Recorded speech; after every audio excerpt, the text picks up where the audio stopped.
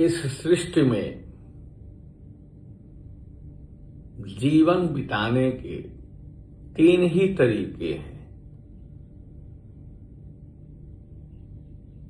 बंधन विचारधारा को लेकर के संसार में घुसते जाइए और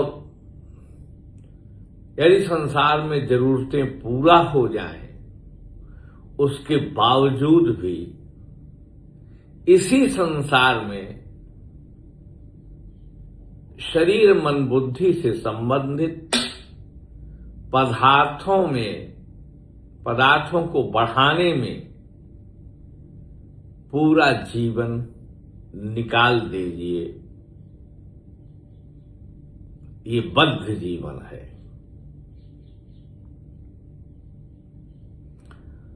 मुक्त जीवन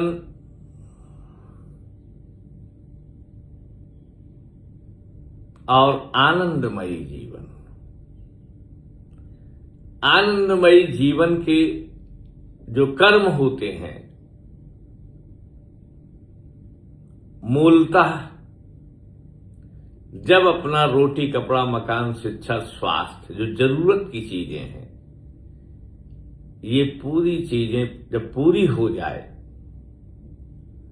तो अपने मन को इस संसार से हटा लीजिए। अब कुछ समय देखना शुरू करिए। जब आप देखेंगे तो जिस तरह से हमारी जरूरतें पूरा हुई हैं, उसी तरह से तमाम ऐसे जरूरतमंद लोग इस पृथ्वी पर हैं। पूर्व जन्मों के कारण या इस जन्म के किए हुए गलत कार्यों के कारण जो लोग इस संसार में पीड़ाएं झेल रहे हैं, जो लोग इस संसार में कष्ट झेल रहे हैं, और गरीबी संसार में कहां है, लोग दुखी हैं, लोग भयभीत हैं, लोग चिंतित हैं, लोग शोक में डूबे हुए हैं, और लोगों के मन में संताप है, दुख है। अगर इसका बोध समाज का आपने कर लिया है और आपकी जरूरत पूरा हो गई है, तो लोगों को तब आपके अंदर एक करुणा जागती है। अगर आपके अंदर करुणा है, वही करुणा से भरे हुए व्यक्ति को महादेव कहा गया है। यदि आपको करुणा है आपके अंदर, तो लोग इन समस्त पीड़ाओं से कैसे दूर हों, इसके लिए प्रयास करने को, उनके लिए कार्य करने को ही राजनीति कहा गया है।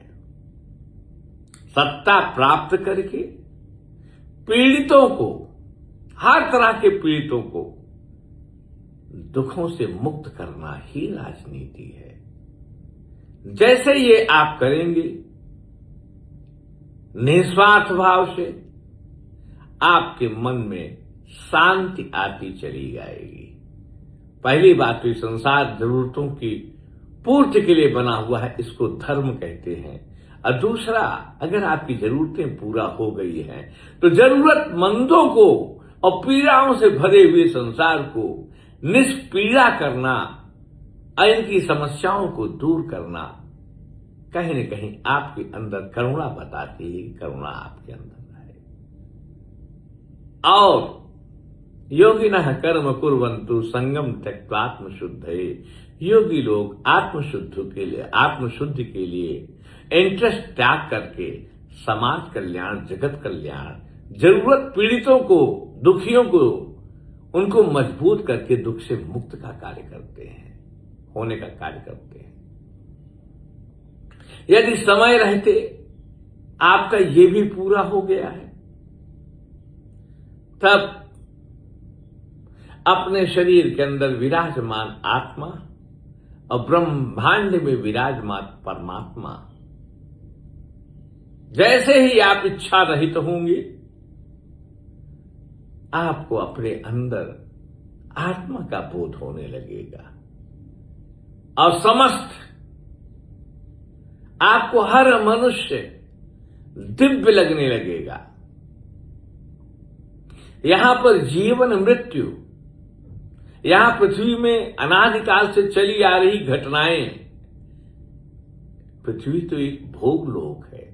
यहां कभी शादी होती है, कभी मृत्यु होती है। यह ही तो भोग लोक है, अनादिकाल से चलता चला आ रहा है, अनादिकाल तक चलता रहेगा। तो जब अपना मन दिव्यता से भर जाता है तो सब हर प्राणियों के अंदर विराजमान भगवान दिखने लगता है और यही ही नहीं, एक दिव्य समाज दिखाई देता है, दिव्य प्रकृति दिखाई देती है, दिव्य परमात्मा दिखाई देता है।